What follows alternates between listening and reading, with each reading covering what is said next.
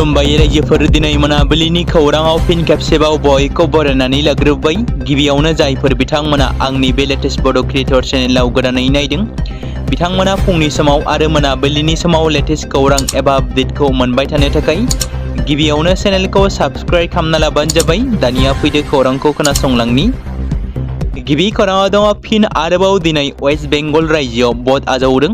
गोख्रों रैखाथि थिसननायनि गेजेरजों सोनाब बंग एबा वेस्ट बेंगलनि खोला 24 नं परगना जिल्लानि मोननै विधानसभा बियाबनि मोन 15 बुथ मिरुफोराव दिनै फुंबिलि 7 रिंगानिफ्राय भट होनाया जागायदों, जेराव बिसायख'थि आय'गा थांनाय 29 एप्रिल खालाराव माखासे जायगायाव भट थुनायखौ दोनथ'दोंमोन आरो दोनथ'नाय भट मिरुफोराव दिनै बिसायख'थिखौ खुंफिनो।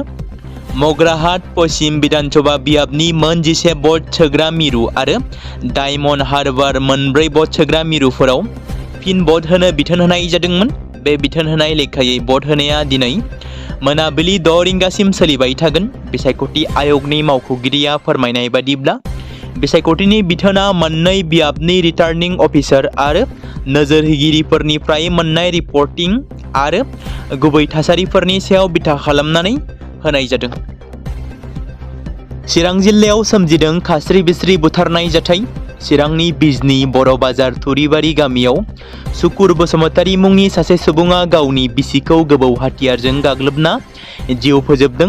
मिथिनो मोननाय बायदिब्ला हरनि 12 रिंगासो समाव जौ फेनानै सुकुर बसुमतारीया गावनि असे बिसिखौ गोबौ हाथियारजों गाग्लोबना जिउ फोजोबदों। मख'जाथावदि बेबादि इनाय बुथारनाय जाथाया माब्लाबा माब्लाबा गुबुन गुबुन जायगाफोराव सोमजियो। बेबादिनो जोंनि बिटिसिआव सोमजिदों दुखुनांथाव आरो सोंखारि जाथाव जाथाय, जाय जाथाया बर' समाजनि।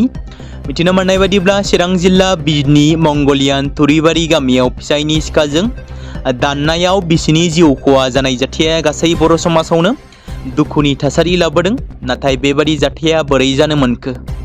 सुलुंनिफ्राय मिथिनो मोननाय बायदिब्ला फिसाया गोबां जौ लोंनायनि थाखायनो बेबादि जाथाया जानो मोनदों होनना मिथिनो मोननाय जादों, जेराव जौ फेनानै 55 बोसोर बैसोनि सुकुर बसुमतारी मुंनि सुबुङा गावनि बिसि 44 बोसोर बैसोनि सबिता बसुमतारीखौ सिखाजों दानथारो। बे जाथाया बिजनी थानानि सिङाव थानाय मंगलियाननि थुरिबारि गामियाव हरनि समाव जादों। जाथायनि उनाव दायनिगिरि सुकुर बसुमतारीखौ पुलिसा हमनानै लांबाय होनना बे समाव मिथिनो मोनदों। जबलपुरनि क्रुइज जाब्रबथायनि बिमा फिसानि जोबोद दुखुनांथाव जाथाया एबा नुथाया समाजारि बिजोङाव गोसारदों। जाय जाथाया मध्य प्रदेशनि जबलपुराव सोमजिदोंमोन। नर्मदा दैमायाव हरखाबै गिख्रंथाव बारहुंखानि जाहोनाव खारनाय गंसे क्रुज नावआ दैमायाव गोग्लैलांदोंमोन आरो जाब्रबथायनि समाव क्रुजआव गाखोनाय सा 29 सुबुंफोरा जाथायजों मोगा-मोगि भुगिनांनो गोनां जादोंमोन। रिपर्टनि बादिब्ला बे जाथायाव सा 9 सुबुंनि जिउ खहा जाबाय आरो दासिम सा 15निफ्राय लानानै सा 18नि गेजेराव बांसिन सुबुंफोरा गोमानानै दंमोन। दा बिथांमोनखौ थैनाय थासारियाव बोखांनो मोनो आरो माखासेखौ दासिम देहा फाहामसालियाव गोब्राब थासारियाव फाहामथायगासिनो दं। बेराफारसेथिं मध्य प्रदेशनि जबलपुरनि बरगी डेमनि क्रुइज जाब्रबथायाव लाइफ जेकेट गानसेयावबो बिमाया फिसाज्लाखौ बिखायाव गोबानानै लाना अबथिरा थैनांनायनि जोबोद दुखुनांथाव जाथाया ससियेल मिडियायाव गोसारदों आरो सावरायजादों।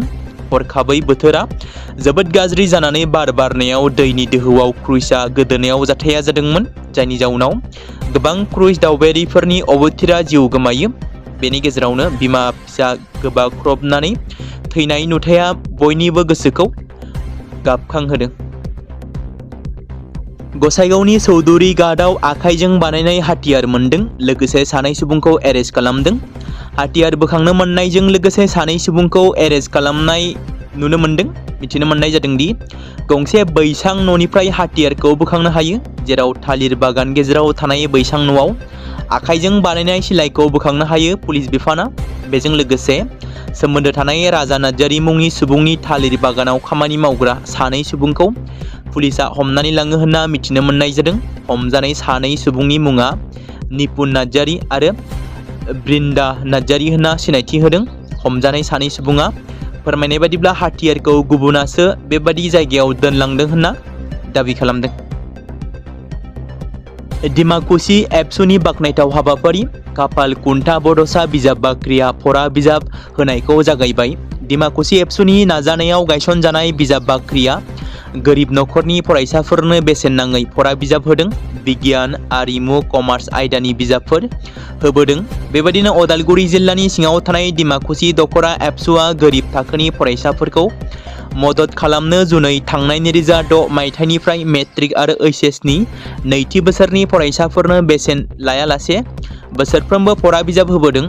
बेबायदिनो मुंख्लं खाम्फा खुन्था बड'सा गोसोखां बिजाब बाख्रिनिफ्राय मोननानै जोबोद गोजोननाय मोन्दों फरायसा फरायसुलिफ्रा। देग्लायबो आरिमु एबा आर्ट्स, कमार्स आरो बिगियान आयदानि 10 आरो 12 थाखोनि बिजाबफोरखौ बेसेन लायालासे राननानै बाख्नायथाव खामानि मावदों। मख'जायोदि डिमाकुसि एबसुआ गुन गोनां सोलोंथाइ होनो आरो सुबुं धोन सोरजिनो मोजां फरायसाफोरखौ थाखो 9 आरो थाखो 10नि हौवासा हिन्जावसा 20सो हस्टेलाव लाखिना फरायनायनि खाबु खालामना होबोनाया बयनिबो बाख्नायथाव होनना मिथिजादों। देग्लायबो सा 300निबो बांसिन फरायसाफोरा मुंख्लं खाफालखुन्था बड'सा बिजाब बाख्रिया फरा बिजाबफोर होनाया बाख्नायथाव।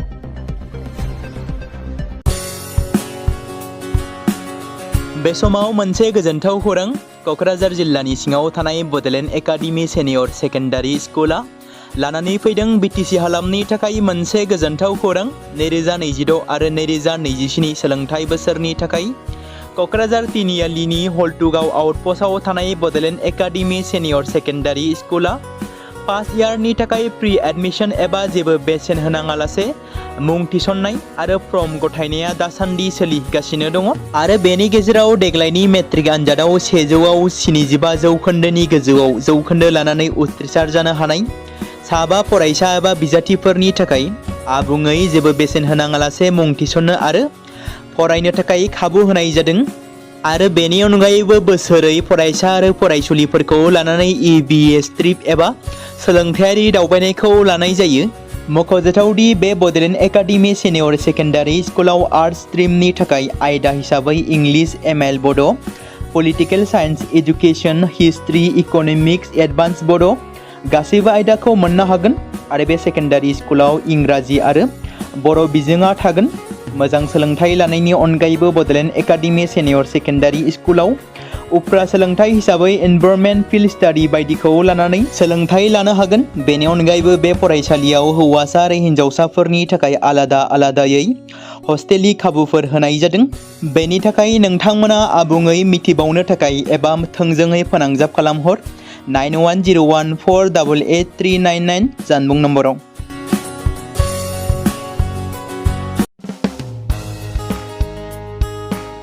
बे समाव मोनसे गोनां फोसावथाय बर' सावथुन नायनानै मोजां मोनग्रा गासै बर' रायजो राजाफोरनि गेजेराव लानानै फैदों मोनसे बर'नि OTT प्लेटफर्म गोनां, जाय प्लेटफर्मनि गेजेरजों नोंथांमोना बर'नि गोदान गोजाम सावथुनफोरखौ नुनो मोनगोन। थांनाय माखासे बोसोर सिगां बर'नि गेजेराव लानानै फैनाय निउबो एप बायदिनो फिन आरोबाव लानानै फैदों बर' रायजो राजाफोरनि थाखाय। बे बाथ्राखौ मख'नाया गोनांदि 2025 मायथाइनि जानुवारि दानाव ओंखारनाय आंगो स्ट्रिम मुंनि मोनसे OTT प्लेटफर्म गोनां निउबो एपनि गेजेरजों नोंथांमोना गोबांथार बर'नि सावथुनफोर जेरै ट्रेजेडि, रमान्टिक, एक्सन आरो कमेडिजों बुंफबनाय सावथुनफोरखौ नुनो मोनगोन। जेरै सनानि नखर, थांखि गैयै समाज, अनसुला आफा, हिर', बिमा बायदि बाजै, अर, थैसाम, वान्टेड, संदान आरो रं नाम्बार बायदि सावथुनफोरा मख'जाथाव। बेफोर सावथुनफोरखौ नायनो थाखाय नोंथांमोना गिबियावनो आंगो स्ट्रिम एपखौ गाव गावनि मबाइलाव थानाय प्ले स्ट'रनिफ्राय डाउनल'ड खालामनानै लोगोसे इनस्टल खालामनानै गावनि मबाइल नाम्बारजों लगइन खालामनानै लाग्रोनांगोन। बेनि उनाव नोंथांमोना गोबांथार नुनो मोनै सावथुनफोरखौ गुगोल पे, फन पे आरो पेटिएमजों रं नाम्बार सावथुनखौ नायनो थाखाय 60 रां आरो संदान सावथुनखौ नायनो थाखाय 80 रां, वान्टेड सावथुनखौ नायनो थाखाय 60 रां, थैसाम सावथुनखौ नायनो थाखाय 60 रां बेबायदिनो गोबांथार नुनो मोनै सावथुनफोरखौ नायनो थाखाय सुबिदा खालामनानै होदों आंगो स्ट्रिम प्लेटफर्मा। फिन नोंथांमोननि गेजेराव फोरमायबावनो लादों बर' सावथुन नायनानै मोजां मोनग्रा गासै बर' रायजो राजाफोरनि गेजेराव लानानै फैदों मोनसे बर'नि OTT प्लेटफर्म गोनां, जाय प्लेटफर्मनि गेजेरजों नोंथांमोना बर'नि नुनो मोनै सावथुनफोर जेराव गोदान गोजाम सावथुनफोरखौ नुनो मोनगोन। बे बाथ्राखौ मख'नाया गोनांदि 2025 मायथाइनि जानुवारि दानाव दिहुनजानाय आंगो स्ट्रिम मुंनि मोनसे OTT प्लेटफर्म गोनां एपनि गेजेरजों नोंथांमोना गोबांथार बर'नि ट्रेजेडि, रमान्टिक, एक्सन आरो कमेडिजों बुंफबनाय सावथुनफोरखौ नुनो मोनगोन। जेरै रं नाम्बार, संदान, वान्टेड, थैसाम, अर, बिमा बायदि बाजै, हिर', अनसुलाफा, थांखि गैयि समाज, सनानि नखर बायदि बायदि सावथुनफ्रा मख'जाथाव। बेफोर सावथुनफोरखौ नायनो थाखाय नोंथांमोना गिबियावनो आंगो स्ट्रिम एपखौ गावनि मबाइलाव थाखानाय प्ले स्ट'रनिफ्राय इनस्टल खालामनानै गावनि मबाइल नाम्बारजों लगइन खालामखांनायनि उनाव नोंथांमोना गोबांथार नुनो मोनै सावथुनफोरखौ गुगोल पे, फन पे आरो पेटिएमजों रं नाम्बार सावथुनखौ नायनो थाखाय 60 रां, संदान सावथुनखौ नायनो थाखाय 80 रां, वान्टेड सावथुनखौ नायनो थाखाय 60 रां, थैसाम सावथुनखौ नायनो थाखाय 60 रां, बेफोरबायदिनो अर सावथुनखौ नायनो थाखाय 60 रां पे खालामनांगोन। बेबायदिनो गोबांथार नुनो मोनै बर' सावथुनफोरखौ नायनो थाखाय सुबिदा खालामनानै होदों आंगो स्ट्रिम प्लेटफर्मआ।